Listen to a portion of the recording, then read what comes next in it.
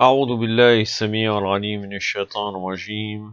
بسم الله الرحمن الرحيم. الحمد لله رب العالمين وبه نستعين، وصلى الله على سيدنا محمد وعلى الطاهرين وعلى الله عليهم أجمعين من الآن إلى قيام يوم الدين. بسم الله الرحمن الرحيم. اللهم كن لوليك الحجة بن الحسن صلواتك عليه ورباه في هذه الساعة في كل ساعة وليا ورافضا قائدا وناصرا ودليلا وعينا حتى تسكن وعدك طوعا وتمتعه فيها طويلا برحمتك يا رب العالمين. Une vidéo sur deux sujets qui se complètent, mais que je vais commencer par des hadiths, des riwayas précisément, concernant l'imam Ali alayhi salam qui a appliqué la peine de mort. On pourrait me dire, Abdallah est toujours dans les sujets sanguinolents ou sanguinaires. Après le djihad, il nous parle maintenant de la peine de mort. J'avais indiqué au début dans mon compte, quand j'ai commencé mon compte Abdallah Maysom sur YouTube, mes premières vidéos, dans l'intitulé de la vidéo du compte, j'avais indiqué propager le chiisme duodécimain sans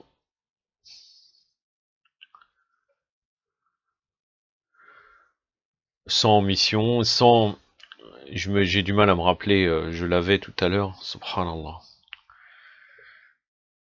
Sans compromission, exactement, c'était ce que j'avais indiqué. Donc mon objectif n'est pas de plaire à quiconque. Je parle de ces sujets-là, car il y a d'autres sujets qui ont déjà été traités en français. Chacun il se complète et on va pas répéter les mêmes sujets d'une manière différente. Par exemple, vous avez un frère qui a fait des vidéos avec des montages intéressants pour répondre aux équivoques des mukhalifines. Un autre nous parle des sujets plus sociologiques pour nous parler des problèmes généraux des musulmans. Un autre frère peut nous citer des hadiths. On va pas répéter les mêmes sujets. Malheureusement, vous le voyez dans les traductions qui sont faites actuellement, il y a souvent les mêmes livres répétés différemment avec d'autres titres, ou bien si c'est pas le même livre, c'est dans les mêmes sujets.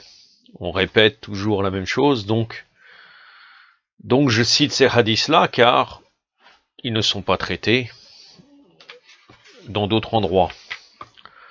Pour ne pas répéter la même chose. Et quand même, l'objectif, c'est quand même de parler des sujets qui ont été occultés par certaines personnes.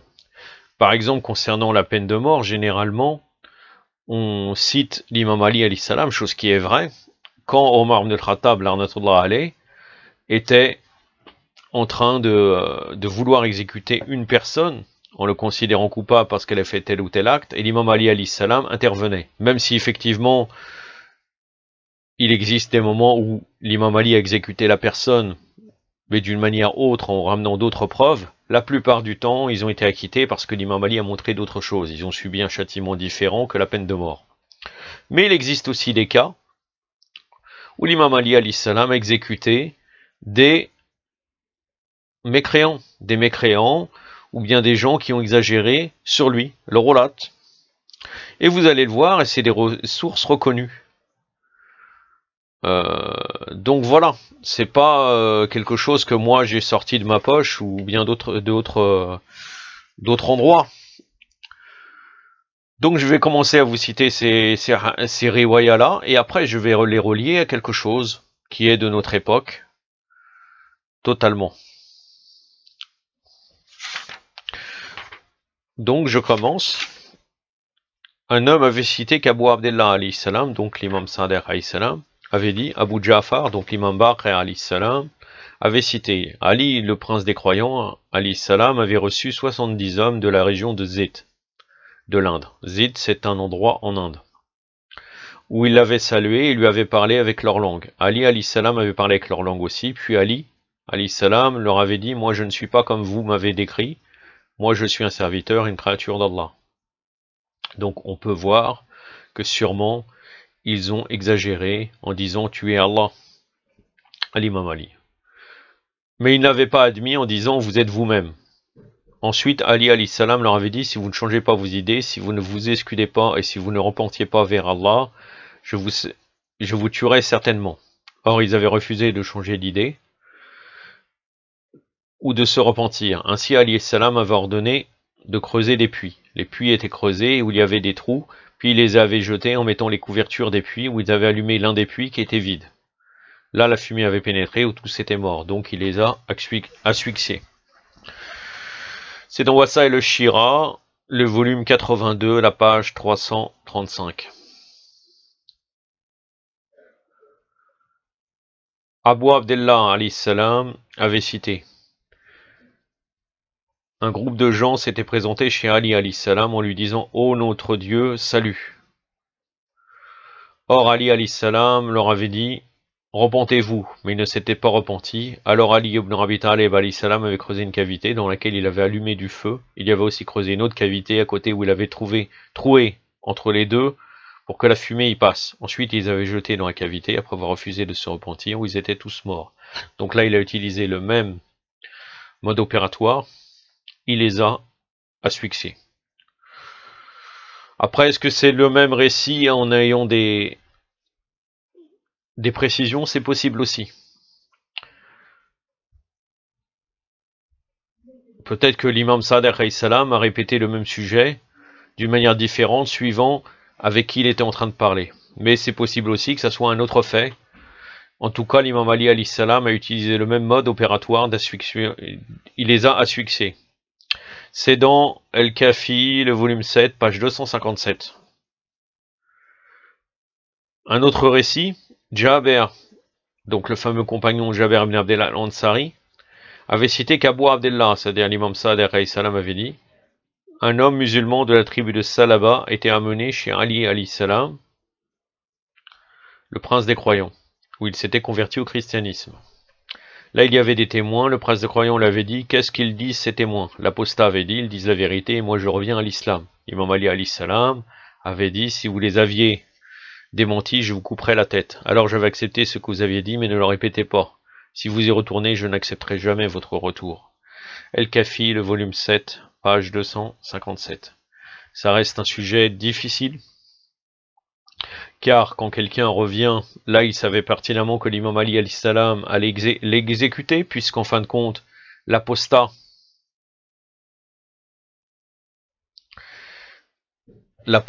est condamné, surtout quand il est né musulman. Bon, bien sûr, encore une fois, tous ces sujets, même de peine de mort, sont liés à la présence de l'imam. Après, il y a des divergences en période d'occultation, est-ce qu'il faut l'appliquer ou non? Mais là, en l'occurrence, l'imam Ali alayhi salam allait le tuer. Là, il est revenu à l'islam. Et l'imam Ali s'est dit sûrement qu'il n'a pas fait par crainte du châtiment, parce qu'il y a un autre récit de l'imam El-Hadi alayhi salam, ou bien l'imam Hassan Askari, il me semble que c'est l'imam Hassan Askari, où il y avait ce fait qui est arrivé avec un des califes usurpateurs. Ils ont ramené l'imam en présence, et au moment où la personne a refait Shahada, l'imam a dit qu'il faut l'exécuter. Il a cité un verset coranique qui dit comme quoi Allah Azza wa Jalla n'accepte pas le repentir, c'est-à-dire de repentir par peur ou autre. En tout cas, il y a des divergences. Mais là, l'imam Ali alayhi salam, comme vous savez très bien, il peut comprendre exactement quelle est la véritable intention de cette personne. Comme il a vu qu'il s'est revenu à l'islam par sincérité, il ne lui a pas coupé la tête comme il aurait dû faire. C'est pour ça qu'il dit, si vous répétez encore une fois, parce qu'on ne peut pas jouer avec la foi, il l'aurait exécuté. El-Kafi, le volume 7, page 257. Abu Abdullah alayhi salam, à peu près le même récit que tout à l'heure. C'est toujours dans le Kafi, le volume 7, page 257. Abu Abdullah avait cité un groupe était venu chez le prince des croyants, lui disant « Ô notre Dieu, salut !» Le prince des croyants leur avait demandé de se repentir, mais ils avaient refusé. Ainsi Ali alayhi salam avait creusé une cavité dans laquelle il avait allumé du feu. Puis il avait creusé une autre cavité à côté où il avait fait un trou entre les deux. Comme ils avaient refusé de se repentir, Ali alayhi salam les y avait jetés en allumant du feu, dans l'autre où ils étaient tous morts. Un homme avait cité qu'Abu Abdullah et Abu Ja'far, donc respectivement l'imam Sadiq alayhi salam et l'imam Baqir salawatullah alayhima, avaient dit: après la bataille de Basra, le prince des croyants Ali alayhi salam avait reçu 70 hommes des gens de Zed. Donc là encore on a une précision, c'est le même récit là que précédemment, avec d'autres personnes qui rapportent le récit, donc légèrement différent. Ils avaient salué le prince des croyants en lui parlant avec leur langue, et lui aussi leur avait parlé avec leur langue. Puis il leur avait dit: moi je ne suis pas ce que vous avez dit, moi je suis serviteur d'Allah et une créature. Mais ils avaient refusé cela en disant: vous êtes lui-même. Alors Ali leur avait dit: si vous répétez ce que vous avez dit, si vous ne vous reprotez pas, je vous tuerai. Un autre récit assez long qui nous montre, on pourrait dire, une opération de l'imam Ali qui a été envoyé par le prophète pour exécuter certaines personnes. Yahya ibn Zaïd ibn Ali ibn al-Hussein avait cité: un jour le messager d'Allah sallallahu alayhi wa alayhi était sorti pour accomplir la prière de l'aube, donc surat Salat al-Fajr ou bien Salat al-Subh. Puis le prophète avait dit: ô les gens, qui d'entre vous peut confronter ces trois hommes qui avaient juré par Lat et al-Uzza de me tuer ou ils avaient menti, donc de les combattre? Je jure par le Seigneur de la Kaaba. Ici personne n'avait rien dit, donc personne n'a réagi. Le messager d'Allah avait dit: je ne pense pas qu'Ali ibn Abi Talib est parmi vous maintenant, car il savait très bien que l'imam Ali alayhi salam allait appliquer ce qu'a dit le prophète, donc confronter ces trois hommes. Alors Amer ben Qadada s'était levé en disant: ce soir, Ali ibn Abi Talib est malade, et il n'est pas sorti pour accomplir la prière avec vous. Oh le prophète, permettez-moi de l'informer. Le prophète m'avait dit: comme vous voulez. Donc l'imam Ali alayhi salam était malade, et le prophète, quelqu'un qui s'appelle Amer ibn Qadada, est parti l'informer de ce qu'avait dit le prophète.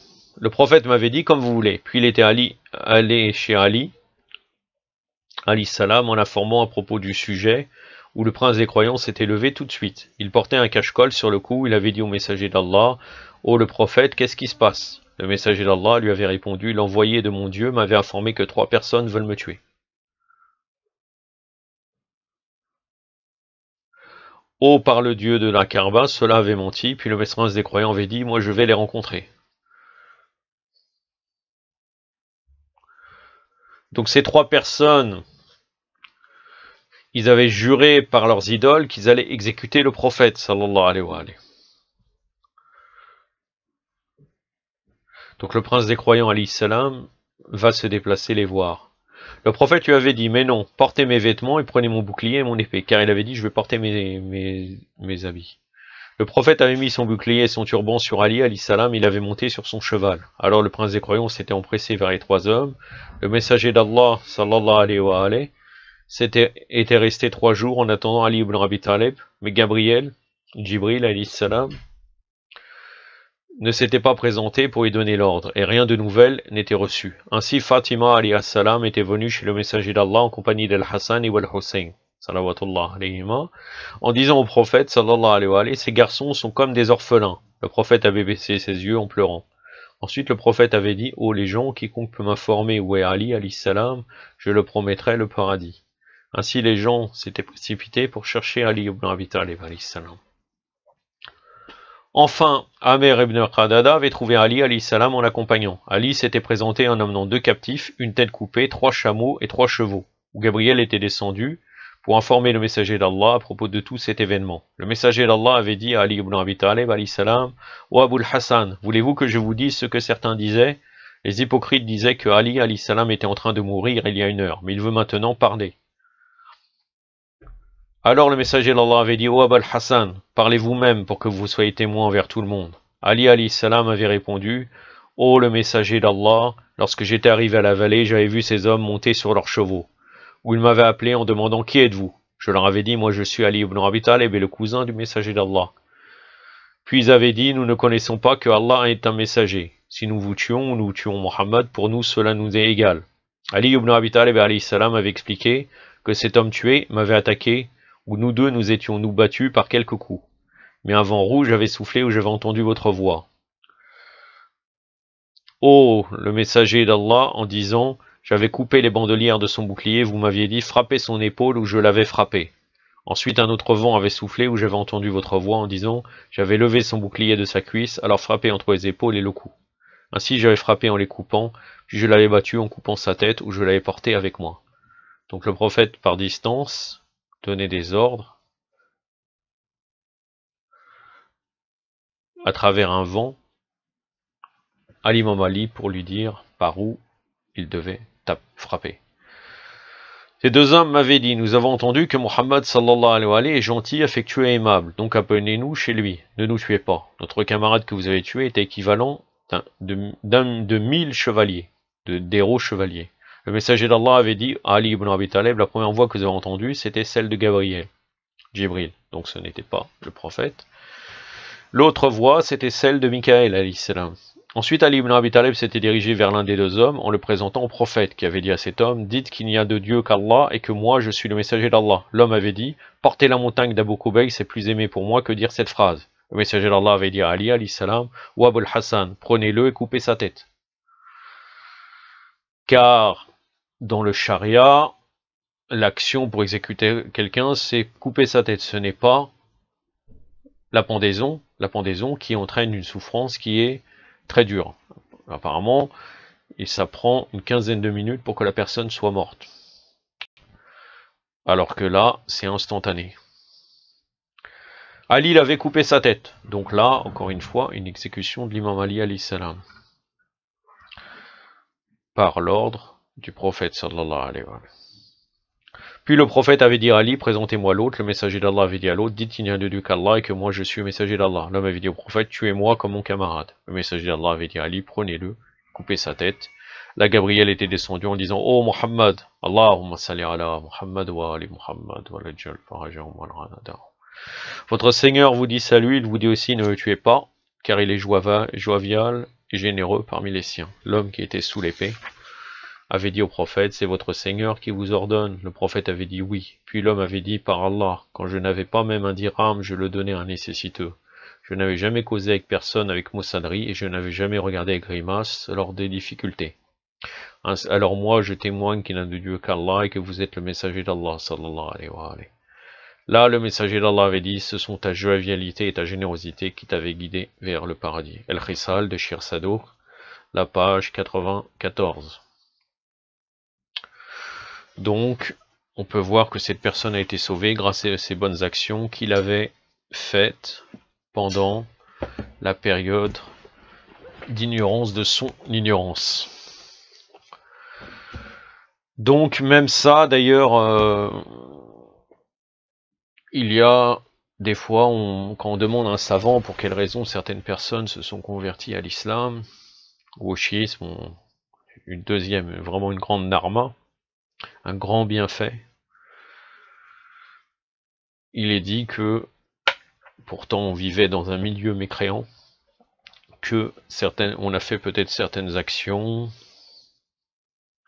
ces convertis-là ont fait certaines actions, qui les ont guidés, qu'ils ont été aimés par Allah avant l'islam. Comme là, vous voyez, il a été sauvé grâce à ces actions qui étaient avant l'islam. J'ai parlé de ce sujet-là, des châtiments, et je vais la relier avec le sujet de Ahmed el-Hassan, l'arnatullah alayh, le Dajjal de Basra. Car je n'appelle pas les questions de meurtre, puisque ce sont des dénégateurs et des innovateurs, mais puisque de toute façon l'imam Zaman n'est pas présent, ce n'est pas à moi de prendre cette responsabilité, ce sont à nos marjas. Mais on peut remarquer quand même qu'il y a un certain laxisme vis-à-vis de ces gens, de cette secte déviée. Et je ne vais pas faire une réponse de ce sujet en ramenant beaucoup d'arguments, car vraiment, c'est lamentable, même d'ailleurs, si vraiment on essaye d'être chiite, on a juste à approfondir un peu la aqidah, la croyance, pour voir que c'est totalement erroné ce qu'ils sont en train de raconter. Mais avec les moyens de production et à travers les réseaux sociaux, ils arrivent à nous faire croire ce qu'ils veulent en utilisant même l'autosuggestion, que je vais revenir là-dessus. Mais il y a quand même, pourquoi j'ai relié avec le sujet de la peine de mort, car normalement, les innovateurs doivent être combattus, d'une manière ou d'une autre, mais on ne va pas demander au gouvernement irakien, puisque le gouvernement irakien parle d'une certaine pluralité, même si effectivement c'est la contradiction, puisque lors du premier gouvernement après la chute de Saddam, l'Arnatollah Aley, c'est-à-dire la Marjaïa, entre autres Seyed Sistani, a appelé à voter Nouri el-Maliki. Mais ils les ont bien précisé. Bon, après, est-ce que c'est Seyed Sistani, puisque vous savez très bien qu'il ne parle pas? Bon, peut-être qu'à l'époque, il parlait au corps en 2003 ou autre, mais mis à part des gens qui le rencontrent d'une manière privée, on ne verra jamais d'occasion, de discours de lui, ou même avec sa parole ou d'enregistrement. Donc les bureaux de Qom et de Najaf, par le biais, donc en disant que ça venait de Seyed Sistani, ont appelé à voter Nouri al-Maliki. Mais il a bien dit comme quoi il ne voulait pas un système comme l'Iran, un système qui serait proche islamique, ou bien peut-être pas un État islamique, mais normalement avec quand même certaines lois islamiques. Là, je suis pas en train de faire l'éloge de l'Iran, je suis en train de dire que le système qui a été choisi est comme cela. Bon, après on pourrait dire pourquoi ils n'ont pas appelé ça État islamique, Daoula Islamiyya, mais Jamhouria Islamiyya, République islamique, ça c'est un autre sujet.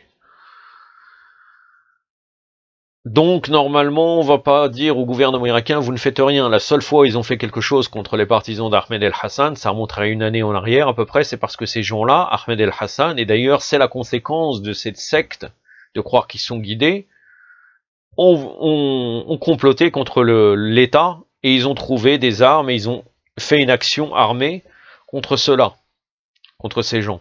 Mais encore une fois, ce n'est pas lié à la Aqida. La Aqida en Irak, vous allez trouver par exemple Ahmed Rabanji qui est un Seyed. Là, ce n'est pas les partisans d'Ahmed el-Hassan. Ahmed Rabanji qui a un turban, il dit qu'il ne croit pas en Allah. Ça veut dire Saad Daraji lui a téléphoné et il a dit je crois à l'Oujdan. Et d'ailleurs dans ses discours, vous pouvez reconnaître ça, il le dit clairement. Il y a un public et on lui laisse parler. Normalement, si on veut parler de pluralité, on lui dit quand même ne parle pas au niveau de la religion. C'est comme à l'époque de la révolution islamique en Iran. Normalement, on ne pouvait pas dire aux communistes, vous parlez, vous employez les versets coraniques pour nous faire croire que le Coran est socialiste ou communiste. Non. Normalement, dévoilez votre doctrine selon Marx, selon le socialisme, sans utiliser les arguments islamiques. Là, Ahmed Ramanji a un turban de Seyed, donc un turban de religieux chiites, et il dit qu'il ne croit pas.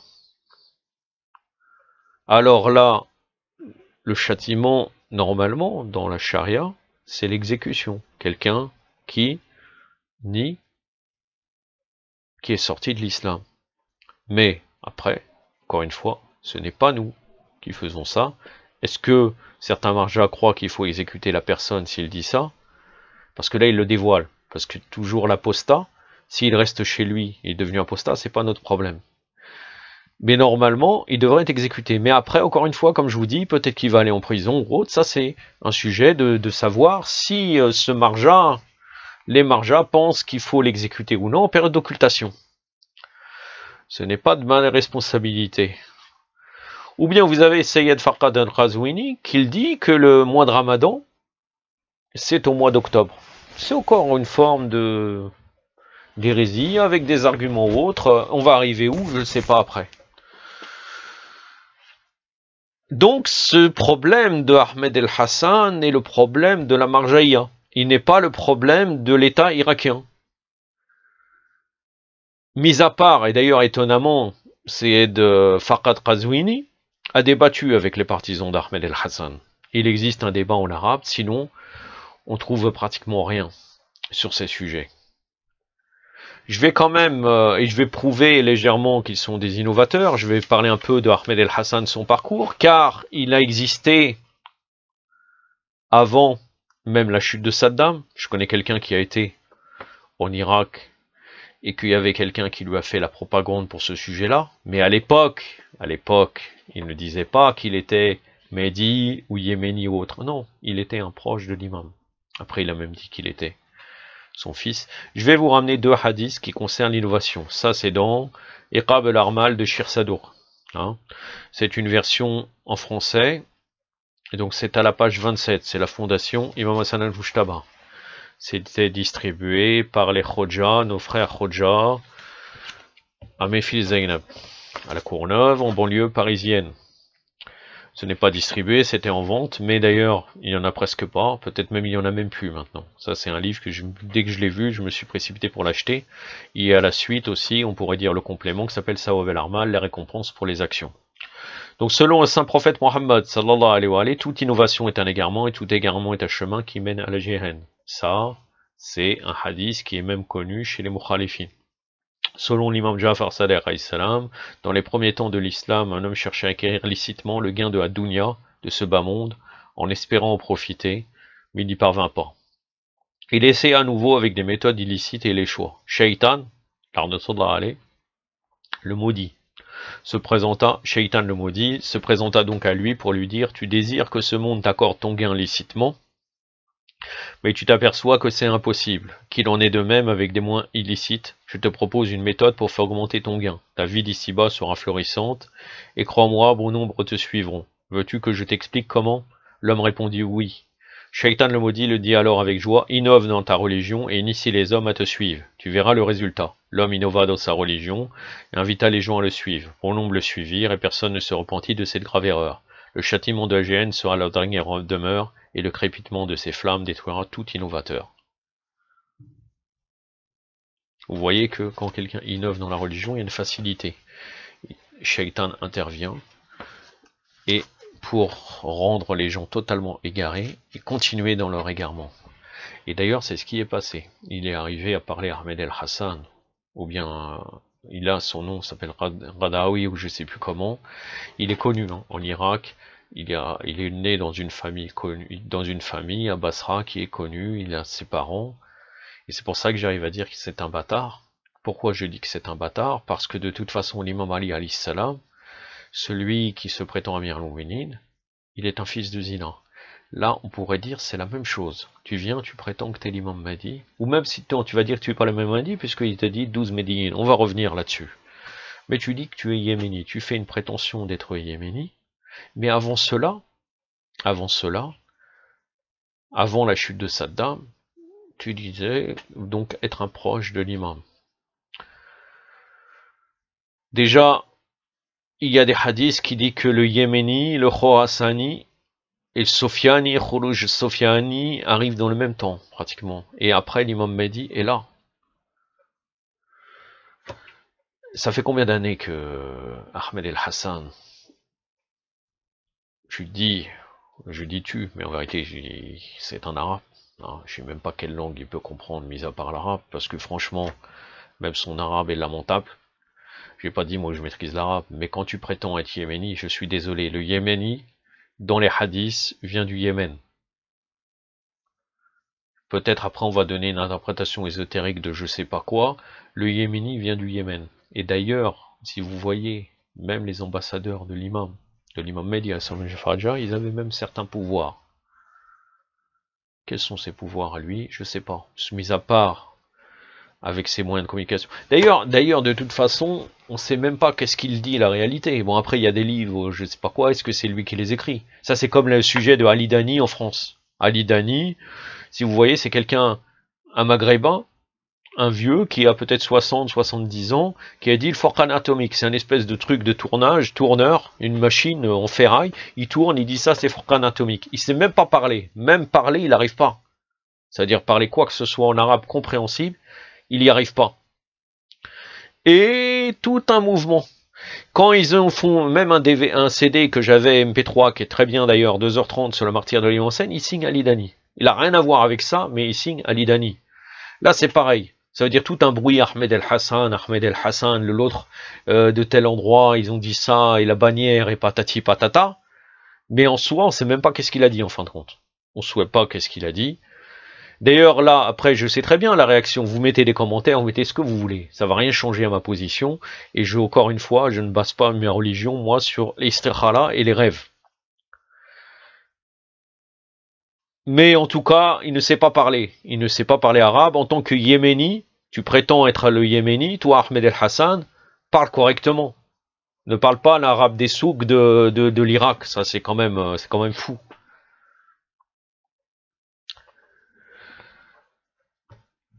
On construit pas une religion avec 5 hadiths, 5 ou 6 hadiths, parce qu'en vérité, tout ce que tu dis, la lettre, tout si le bihar ou des choses comme ça, c'est 5 ou 6 hadiths. Hein. Tu vas prétendre que tous les hadiths sont vrais. Je vais ramener un hadith dans une source reconnue. Et moi d'ailleurs, je suis pas en train de dire que les hadiths, parce qu'il faut bien comprendre mes propos. Moi jamais je remets en cause les hadiths. Je ne remets pas en cause les hadiths. Mais un hadith qui est en contradiction avec la qida, soit il doit être précisé, soit on doit le mettre de côté. Là, 12 médiyines après l'imam Mahdi. Donc c'est ce qui est dit et relaté. Si on prend du côté Usuli, les Usuliyin, ils disent que ces hadiths-là, il y a une erreur de copiste, ou bien même que la chaîne de transmetteur est interrompue. Donc ils rejettent ces hadiths-là. Si on explique autrement, j'ai déjà expliqué ça ailleurs dans les commentaires Facebook, et ça c'était mon interprétation, mais de toute façon 12 médiyines, si on reste dans le terme 12 médiyines, c'est après l'imam Mahdi. Hein, c'est-à-dire l'imam Mahdi il vient, l'islam al-Jufaja, il apparaît, donc Dohur, l'apparition de l'imam, et après, il y aurait 12 personnes vertueuses qui vont diriger. Pourquoi moi, j'avais dit et affirmé que ça serait les 13, les 12 autres marsoum, puisque on enlève l'imam Mahdi, on prend les 12 marsoum, on ne prend pas Fatima Zahra et salam parce qu'elle est une femme, elle ne va pas diriger. Là on parle pas de la grandeur, on n'est pas en train de comparer la grandeur de Fatima Zahra avec les imams, elle ne dirige pas. Il reste qui? Il reste le prophète Mohammed et tous les imams, mis à part l'imam Mahdi, qui gouvernent après lui. Donc c'est 12 Mahdi, puisque même dans les hadiths, les imams sont qualifiés de Mahdi. Si le hadith est vrai, non? Si le hadith est vrai. Je vais vous citer, avant de continuer, je vais vous citer un hadith. Et encore une fois, même ce hadith-là, je ne le rejette pas, mais je le mets en suspension, car là, c'est un hadith que vous allez comprendre qui fait l'éloge d'Abu Bakr et Omar. Il y a même un hadith dans le Bihar qui dit que le Abu Bakr, Omar et Osman sont basés, je me semble, dans Surat. J'aurais pu chercher, mais je ne l'ai pas fait. Dans Surat al-Rad, quand il dit comme quoi on sera tous responsables devant Allah, comme quoi on sera responsable de l'ouïe, le regard et le fuhad. Fuhad, c'est le fond de la poitrine, donc du cœur. Ça sera tout le nom de Mashoul, Indallah. On sera responsable devant Allah. Là, il est dit dans ce hadith, après on peut le relier avec le verset qui serait donc du côté négatif vis-à-vis d'Abu Bakr, Omar et Osman. Mais dans ce hadith, il dit, le prophète sallallahu alayhi wa sallam, il dit, vous êtes mon ouïe, mes regards, en parlant d'Omar, et le fond de la poitrine, Osman. Soit on rejette ce hadith, soit on va trouver autre chose. Là, et c'est pour ça que je vous dis, moi, on ne construit pas une religion avec 4-5 hadiths. Ils ont construit une religion. Et après, on va parler sur l'istikhara et les rêves. Ce hadith que je vais vous citer nous vient de l'Khisal de Shir Sadour, la page 96. Abu Abdallah, donc là l'imam Sadiq salam, avait cité que son père, l'imam Baqir salam, avait dit: un jour un taureau avait tué un âne à l'époque du prophète sallallahu alayhi wa sallam. On avait informé le messager d'Allah à propos de ces événements où le prophète était assis avec ses compagnons comme Abu Bakr et Omar. Là, le messager d'Allah avait dit à Abu Bakr, jugez entre les deux. Abu Bakr avait dit, ô le messager d'Allah, un animal avait tué un autre animal, alors il n'y a rien à juger. Puis le messager d'Allah avait dit à Omar, jugez entre les deux animaux. Omar avait dit pareillement.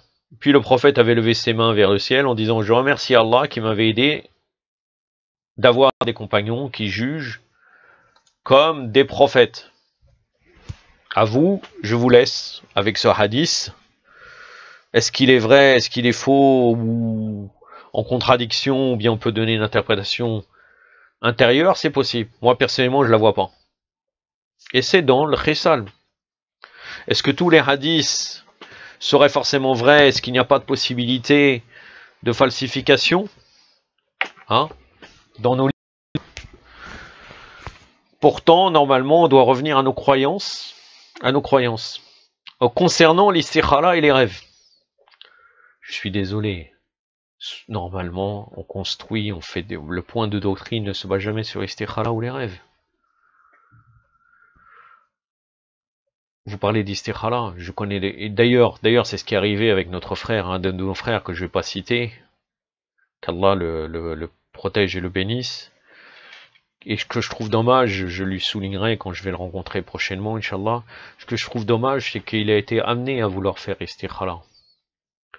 Alhamdulillah, il a été sauvé grâce à l'imam Reda, alayhi salam, puisqu'il a fait il est parti en ziyara de l'imam Reda, alayhi salam, et après il a fait un rêve qui a montré clairement qu'Ahmed el-Hassan est de Finnar, en enfer.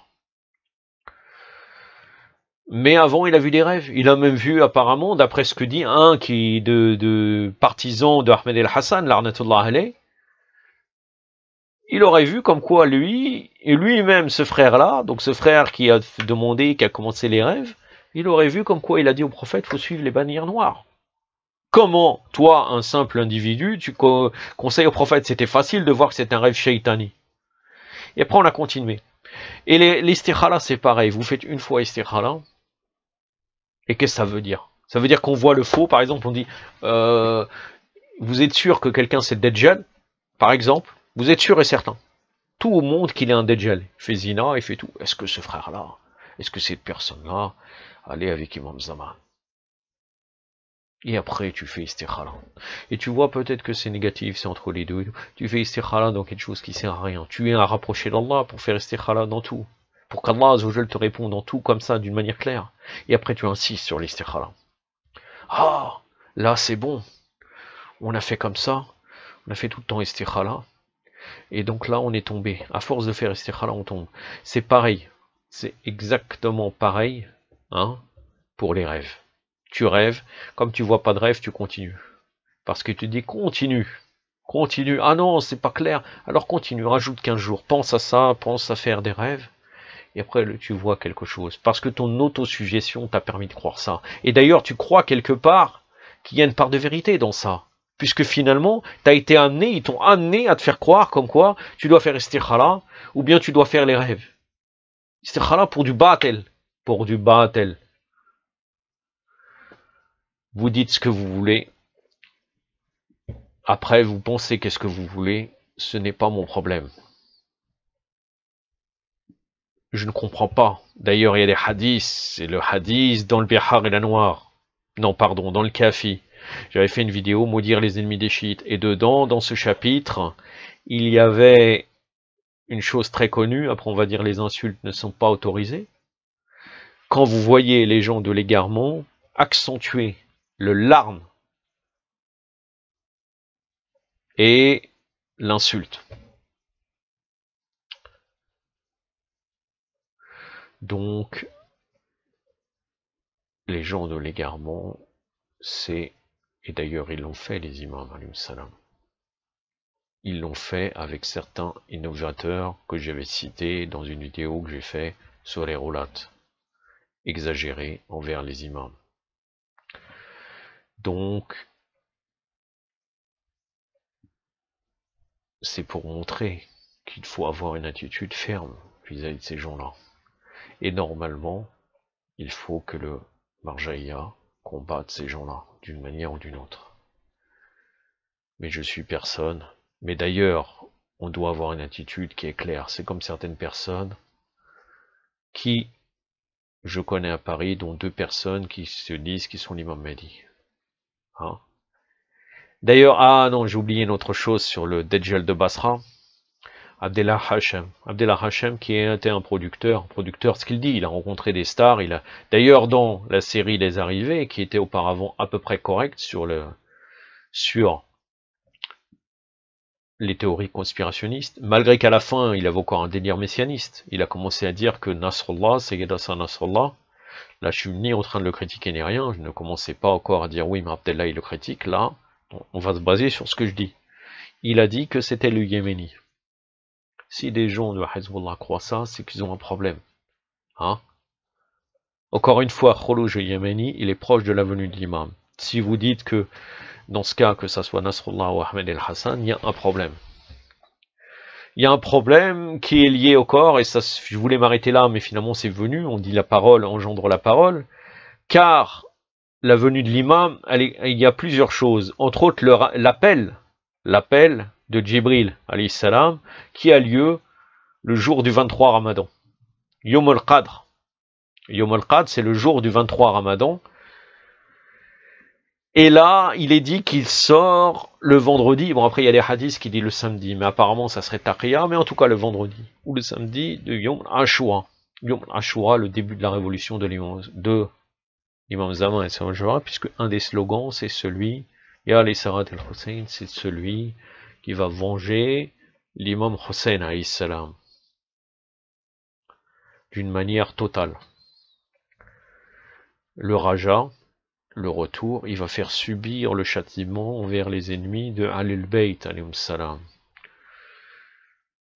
Donc Abdellah Hacham disait que c'était Nasrallah, après il a basculé, il a fait une autre série, l'arrivée, avec des moyens, d'ailleurs c'est ça qui est étonnant. Vous prétendez, l'autre il est yéméni, parce qu'ils ont dit sur Abdellah Hacham qu'il est Khidr. Khidr. Allahu Akbar. Donc après ils vont dire non, parce que quand tu leur dis, oui mais Khidr, il était celui qui était avec les prophètes, d'ailleurs il peut se déplacer, il peut... Darul Ard, ça veut dire que la terre, pas Darul Ard, pardon, je me rappelle plus du terme, la terre peut se rétrécir, comme avec le Wassi de Soleiman qui a ramené le trône de Balqis en un clin d'œil, Asif ibn al-Bakhiya. Donc ils ont cette capacité-là avec Esmail Aradam. Abdellah Hacham, est-ce qu'on le voit? Donc, par exemple, moi je serai à Paris, je vais dire, oh, j'aime bien rencontrer Abdellah Hacham. Et il vient instantanément.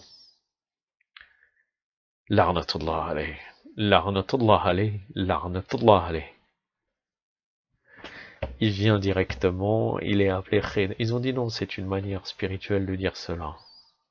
Vous faites la même chose. Et c'est un grand problème. Quand Sayyid Khomeini avait dit sur Sayyid Mohammed Bakr Sadr, il est au sein de son temps. Hein? Parce qu'il avait subi une injustice d'une manière claire par Saddam, une torture énorme. Il était là au sein de son temps. Pourquoi vous n'avez pas dit sur Bint al-Huda, hein? Sa sœur, qu'elle est Zainab aussi. La comparaison avec l'imam Hussein est très décalée. Tu compares un être humain, qu'on accepte qu'il soit grand, qu'il a une grandeur. Là, je suis pas en train de juger Mohamed Bakr Sadr, qu'il soit quelqu'un de grand.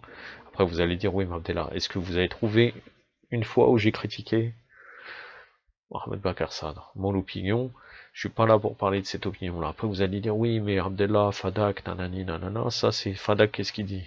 Moi, là, je suis ni en train de critiquer Mohamed Bakr Sadr, ni en train de faire ses louanges. L'exagération de le comparer avec l'imam Hussein n'est pas valable. Et c'est la même méthode. La même méthode. Abdellah Hacham est pris comme Khidr, et des moyens avec de la musique, avec je sais pas quoi, pour parler de faire la propagande pour le Dajjal de Basra, Ahmed el-Hassan, l'arnatullah alayh.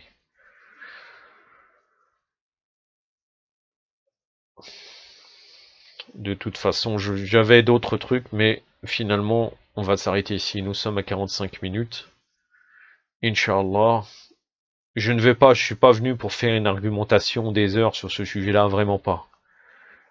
J'ai voulu relier la peine de mort appliquée par l'imam Ali avec les innovateurs, une position claire vis-à-vis des innovateurs. J'ai aussi un point à dire aussi, c'est-à-dire que moi, par exemple, je connais à Paris, c'était ça que je voulais dire avant de parler d'Abdellah Hachem, qui se disent un Tunisien qui dit qu'il est le Mehdi, et un Irakien. Il y a par exemple un frère algérien qui, on dit un frère après, qui dit aux gens des fois, vous voulez pas que je vous montre que l'imam Mehdi vous touche avec sa main, il le ramène devant cet Irakien. Cet Irakien qui est complètement perturbé. Après on va dire c'est des fous. Oui, effectivement. Effectivement. Mais en vérité, si on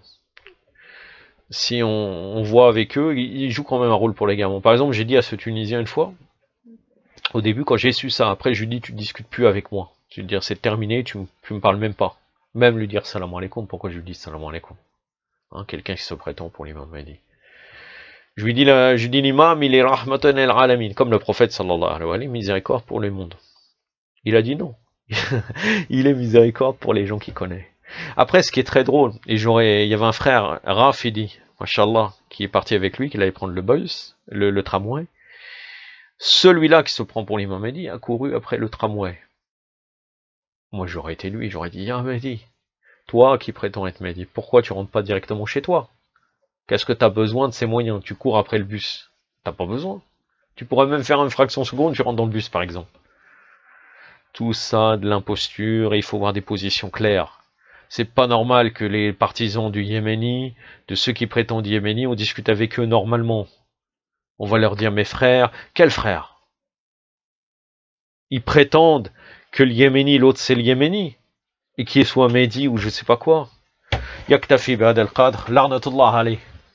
يكتفي بهذا القدر وصلى الله على سيدنا محمد وعطرته الطاهرين